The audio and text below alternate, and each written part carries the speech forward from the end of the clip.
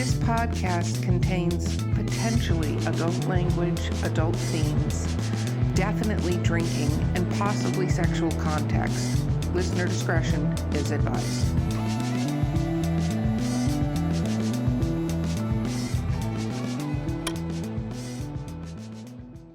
Welcome to Drinking with Authors, the Literary Briefs edition. I am your host, Erica Lenz. My co-host today is the already drunk Valerie Willis. Don't say anything else. Yes, Don't forget to oh goodness, like you cannot control it. I just wish the Zoom lady that talks to us that they could hear her. And that's all I wanted. I just want to voice that. Like we should be able to hit buttons and make her talk for us. For you on the podcast. For us. As the co-host. Yes. Okay. Yeah. I'm going to ignore everything you're saying right now. Don't forget to like and subscribe. I promise I won't have Val on any further episodes. Just kidding. I'm totally kidding. And our sponsor today is Skunk Brothers Spirits, coupon code DWA10. And our guest today, very lucky, second time on the show, but now a Bram Stoker Award winner, Jeff Strand. Woo! Woo! Okay. Let's talk about what we're drinking, shall we? I have the remnants of my orange and elderberry and vodka. Orange and elderberry juice with vodka. I have just a little bit left. It's super awesome. Valerie, what are you drunk on right now? It's a mix. It's a concoction of that. I know you guys have seen me do the weird strawberry margarita mix stuff of 13% something alcohol. And then I try to cut it in half with some cranberry tropical stuff. But then I realized, who are you talking to? I'm talking to my cup. Wow. I have to look at it to remember what I put into this little solo cup. The color matches the outside of the cup. It's I should have eaten something before I started. Yeah, you should have. Jeff, what are you drinking that is not nearly as detrimental as what she's drinking? I have been nursing this can of liquid death, which is water.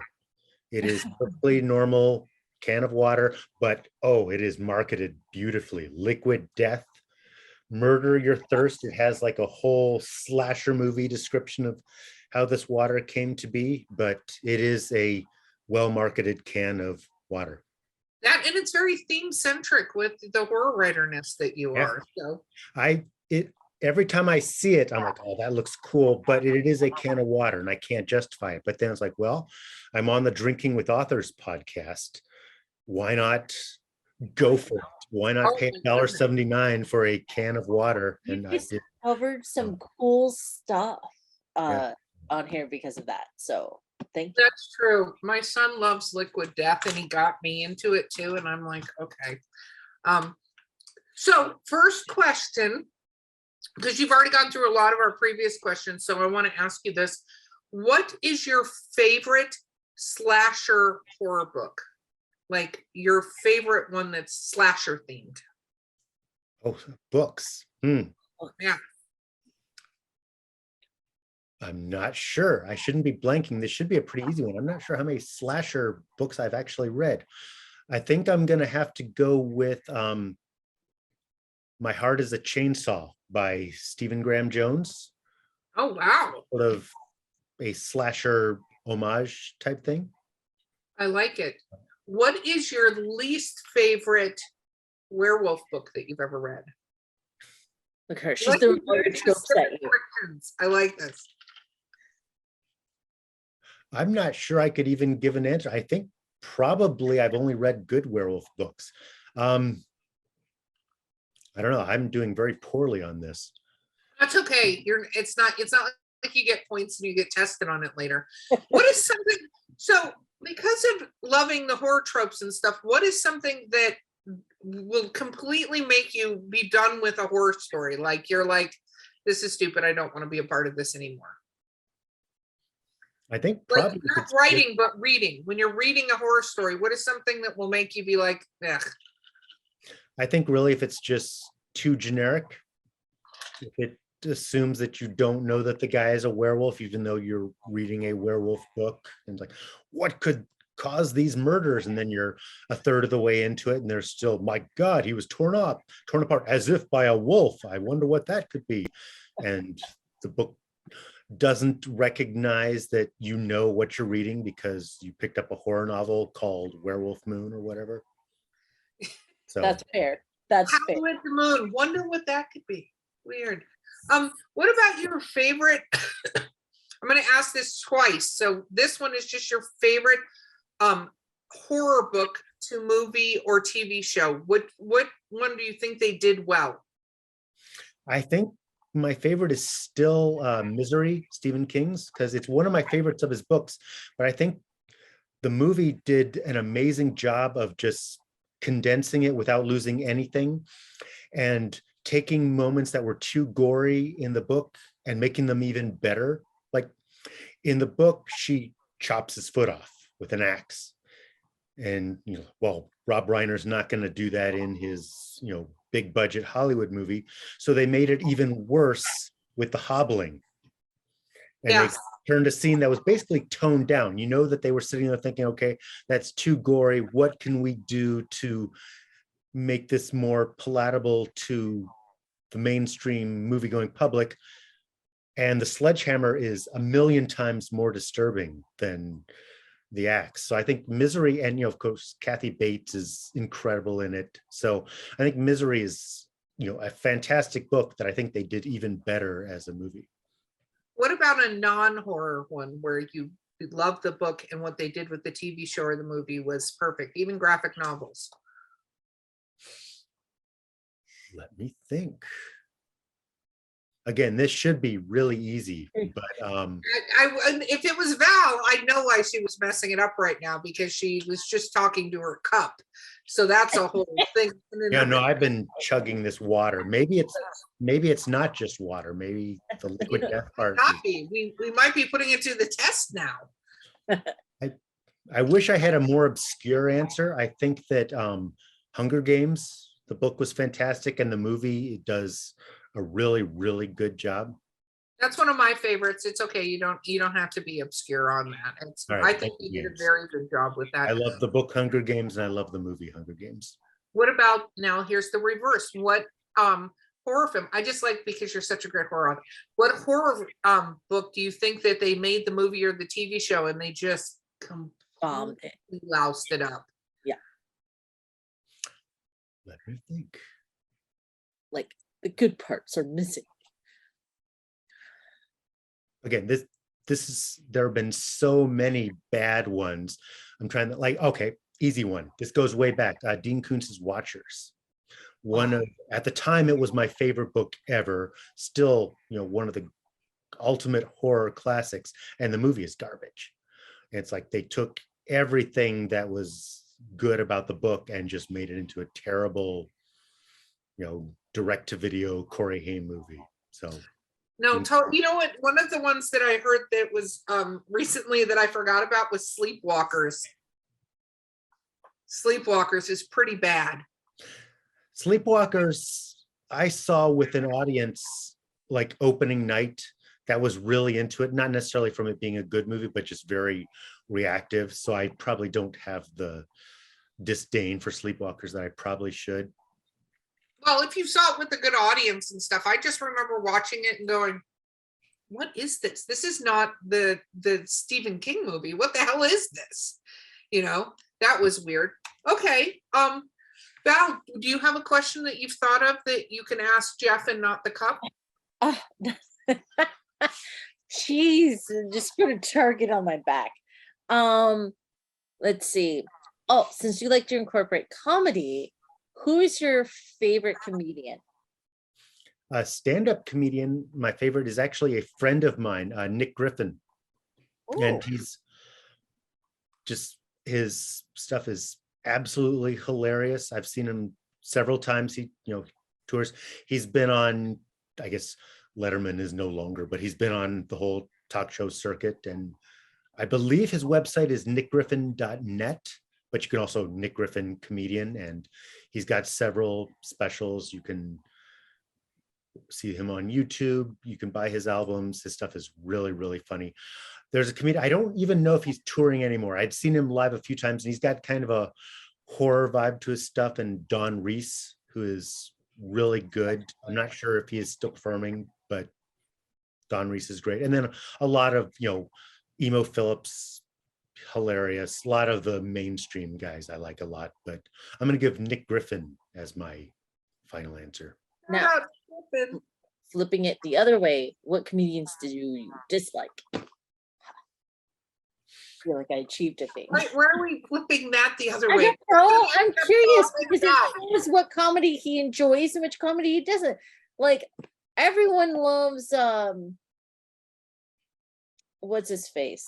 Oh, this is gonna be the fun. brain. It's not coming to me.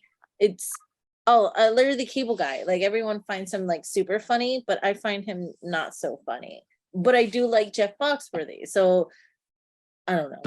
I like how you just went full redneck, like in your comedy choices. I grew up as a redneck, so when they tell jokes, I see my family. Okay, like I've seen these things happen.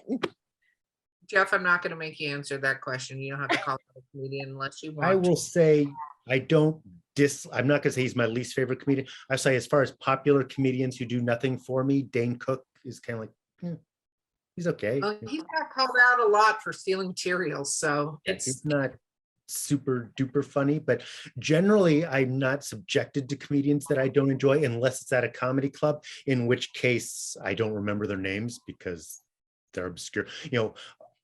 When I go to a comedy club, it's not going to, a big, huge theater to see some big name guy. It's, hey, let's go to the small club where I haven't heard of any of these people.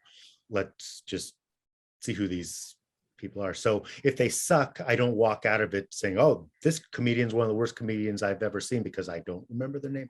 So there are comedians who I could describe their acts and as how bad they were, but I couldn't name them to answer an interview question because those names are long forgotten. that's okay. If I had known what she was going to say, I would have somehow hit that. She would have. But, if I'm not enjoying it, because there are plenty of comedians where I don't like their stuff, but in the world of unlimited entertainment at your fingertips, I don't have to say, well, I've started this one, I'm going to see it through for the next 55 minutes. It's like, oh, if I'm 2 minutes into it and I haven't laughed yet, that's not how stand-up comedy works. So I'm going to move on to the next thing. Yeah, Okay. that's fair. Okay. Are you good, Val? Can you continue? You ask questions. I'm not in the right mind to be asking questions, apparently. I think you're adorable. So if you could be any main character in a book, but you have to follow their storyline, who would it be? In any book ever written? Any book ever written, but you have to live their life. I don't know, maybe one of the characters in my book Bang Up, since it's a smut novel and they do all right. Like you think, well, Harry Potter went through a lot. I don't want to be a Stephen King character. It's got to be, if you're in a book, it's usually because bad stuff happened to you. And even though you came out all right at the end, it's a good book means that you went through a lot of bad stuff. So I'm going to go for the smut novel. I like it. Smart choice there. What about sidekick? Who would you choose as your sidekick? Any book. I'm going to say Katniss Everdeen because she would have my back. And I don't know what kind of book I was in. I might not need her services, but it's good to know that they're available. I like it. If you could be any paranormal creature, what would you be? A ghost. Oh, wow. Like a ghost or a poltergeist? Now, a poltergeist is kind of a jerk. I would be a ghost where you could, help people too. Poltergeist is just like, oh, I'm going to knock over your can of liquid death, but like a cat. A ghost, right? A ghost, I could, help people solve their problems on the real world while I try to complete the unfinished business that was keeping me on this plane of existence. So. They're very cool. Very cool. Do you read your reviews still? With 50 books under your belt, do you still go in and yeah? What do you get from reading your reviews at this point? A lot of time entertainment value. I get social media reach, because if I share a review that says, Jeff Strand's new book is a delightfully entertaining and suspense-filled romp, no one cares. But if it's like, what is wrong with this guy? He's mentally ill, then it gets all kinds of stuff. So I always on the lookout for entertaining bad reviews that I can share. And I like to know what people think. I'm not putting out review books saying, I wrote it just for myself. I don't care what anybody else thinks. I care very much what other people think. So, I don't, I pretty much stick to Amazon because I don't want to spend all day reading reviews. Goodreads can be kind of depressing because they There's a tend lot to of be a trolls. little bit harsher than Amazon for some reason. Like So when I see 1-star reviews on Goodreads, the first thing I do is I click on that person's profile, and if everything they've reviewed is a 1 to 2 star, then they're just hunting to bring someone down. yeah, those are fun. I have had those where you get 1 star and you're like, really 1 star? And then you click, it's like 1 star, 1 star, 1 star, 1 star, 1 Yeah, star. it's just someone I who's hate purposely everything. raining on But parades. no, I do, I've got Amazon has the Author Central thing set up where it just pulls up your most recent review. So once a day I go in and, all right, let's see what they said today. What is the funnest review you've ever gotten? One that thoroughly entertained you that you still think about?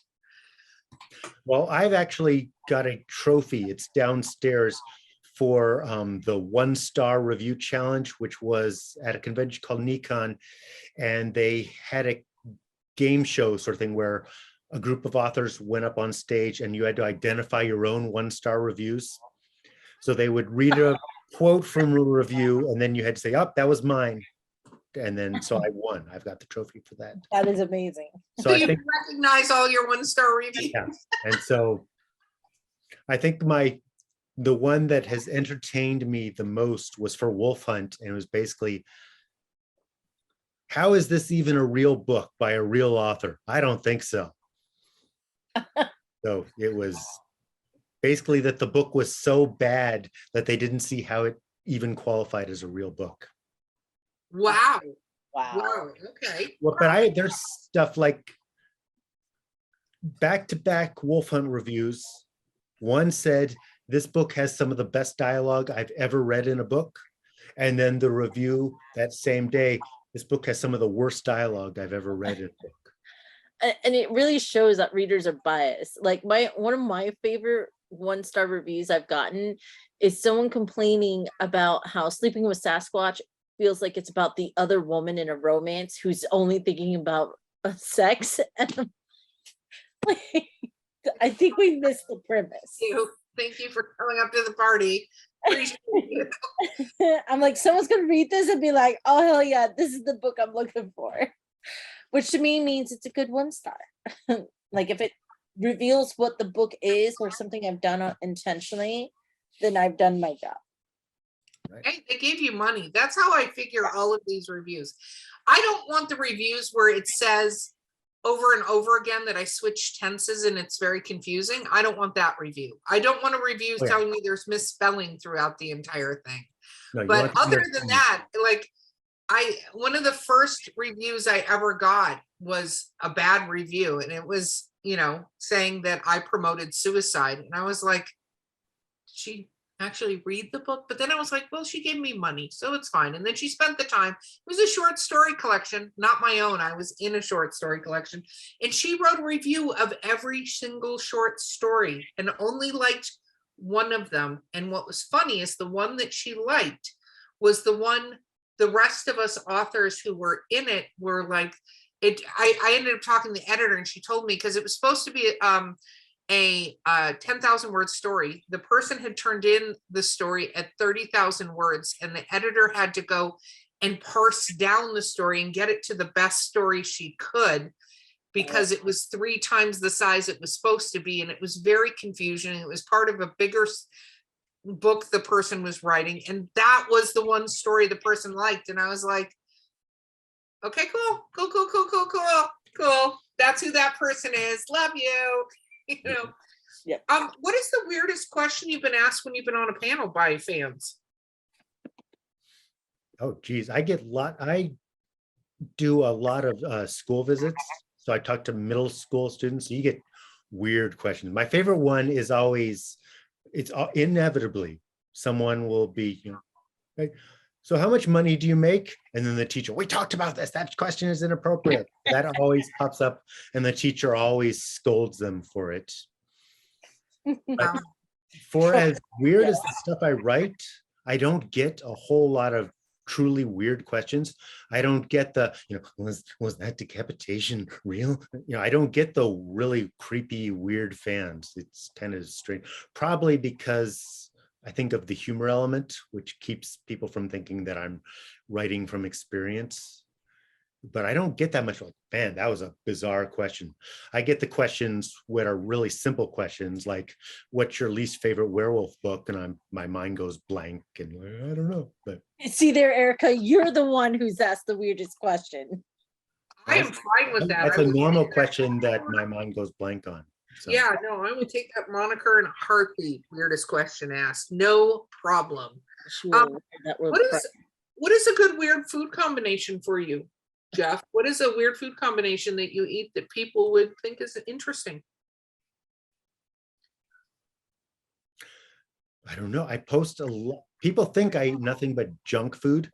I would say if anybody followed you on Facebook and stuff, it appears that you eat nothing but junk food. Right. Just for the record. It's like, well, that's because that's what I post about. I'm not gonna, if I have a salad for lunch, it's not like, hey, everyone, I certainly had a delightful garden salad with a light vinaigrette. It's like, no, when I have the burger topped with,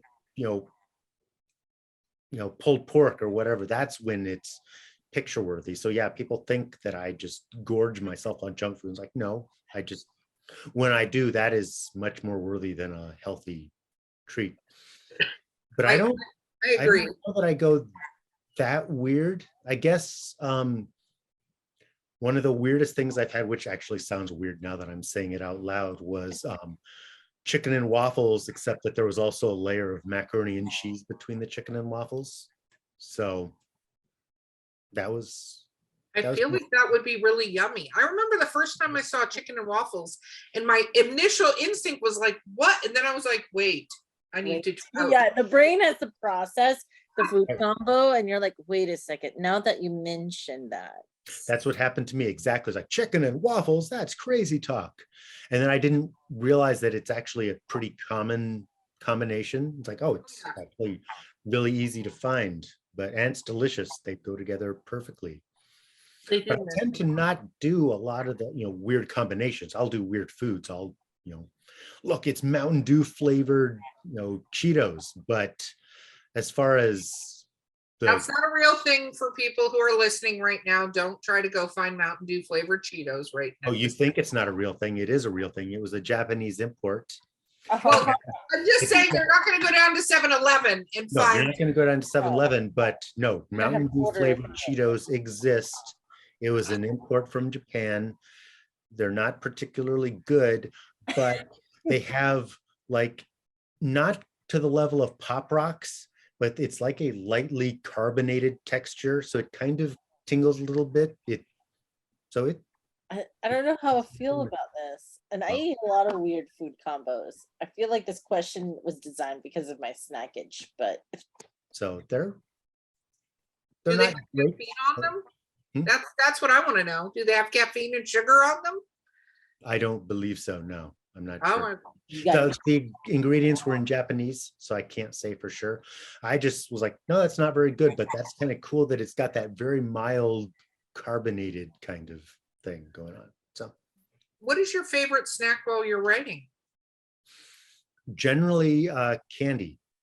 So I like Mike and Ike's sour, any kind of sour candy I'm all in on. If it's not candy, then it is pistachios. Oh yeah.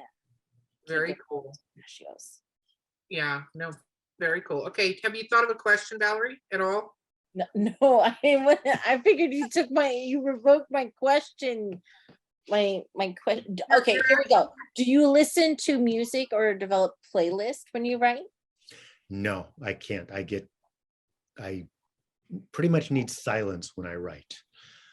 So every once in a while, if I'm doing if all I'm doing is skimming for typos, I might have some music on, but if I'm writing or editing, I can't have music. So it just distracts me. So no, I write to the sounds of silence. Sounds of silence. Dun dun dun. Okay.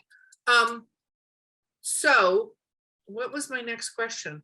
I don't Okay, know. I had a little bit of vodka. It's Softball one. It was really easy. yeah, no, that's terrible. Oh yeah. What is oh my gosh, then I lost it again. That was cool. I feel like I rubbed off. What did What you were just do? I don't even know. What were you You have to thinking keep before thinking that? of it. It's really going to be a hard question. So It's not going to be a hard question. I don't come up with hard questions and stuff like that. So you said you write flash fiction, and that's your latest book, which we're going to do shameless self-promotion again in a moment here. But I think it's really interesting because you write flash fiction, you write short stories, you write full-length novels. When you started writing, was any of that difficult? Because I know a lot of, like I just told the story of the short story that was submitted for 10,000 words that the person submitted 30,000 words and then said, I cut it down. And I was like, how long was that to begin with, right? So was any of that difficult?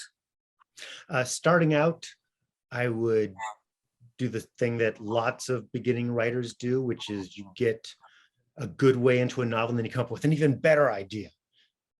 So it's like, well, I'm going to start on this other idea. Then and then it's like, no, wait, this other idea is even better. And so you keep getting distracted by shiny objects, and then you have tons of half-finished projects. And so I had to get out of that, where it's like, no, you have to finish it, or else all you have is a half-finished book, which doesn't do any good, as opposed to a completed book, which might be garbage, but at least you finish something. So in terms of just seeing it through to the end, novels were harder. I was never intimidated by it. It was never like, oh man, I could never write a full-length novel. I always had the confidence that I could do it, but I would always get distracted and, oh no, this other idea is way better. I should be writing that instead. So. No, that makes sense. And then, do you have a story graveyard? Oh yeah, I actually have a file. I've got a couple of boxes that are just filled with printouts of unpublished stuff. And then I've got a file on my computer that is labeled the graveyard of abandoned books, which is just, It's so hard to just filled with get stuff. rid of them completely. Like I don't throw the stuff away. And sometimes most of it is not stuff where I'm like, well, this isn't working. A lot of it is just stuff where I did the 3 chapters pitch and the editor didn't go for it. It's like, well, I'm not going to go back to it then. So I have a lot of first 3 chapters type stuff. Do you ever go back in and look and go, I'm going to pull this out, or it's gone when it's gone there? Every once in a while, I will go back and look at it, but it's actually very rare that it gets rescued. Usually it's like, that was an idea I had 3 years ago and I'm not excited about it anymore. So. Well, that makes perfect sense. Okay, last question and then shameless self-promotion time. What advice would you give to authors out there? My advice to new authors is don't be scared of practice books, because one of the things about self-publishing is that you can write your first novel and you can have it up for sale in 12 hours. And a lot of people don't realize that it's okay to write a terrible first book and never publish it, because in the olden days of yore, you didn't have a choice. You would write a bad book, it would get rejected, and you'd have to write a better book. Now you don't really have that. You can write as, publish anything you write. So new writers shouldn't, it's not abnormal to write a book that isn't any good. It's like sports and musical instruments, where you don't start playing football and are immediately great at it. You don't pick up the clarinet and immediately start making beautiful music. You have to practice. And this is the same thing with writing. So it's okay to write a 300-page book and say, this isn't publishable. I'm not going to do anything with it. It's going to stay on my hard drive and never get published. So that is totally fine. Don't be scared of that. And for new writers, just a dumb little trick for self-editing is change the font.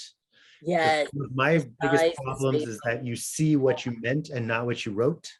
And if you change the font, it helps diminish that, where you're actually seeing what you wrote and your brain isn't correcting mistakes for you.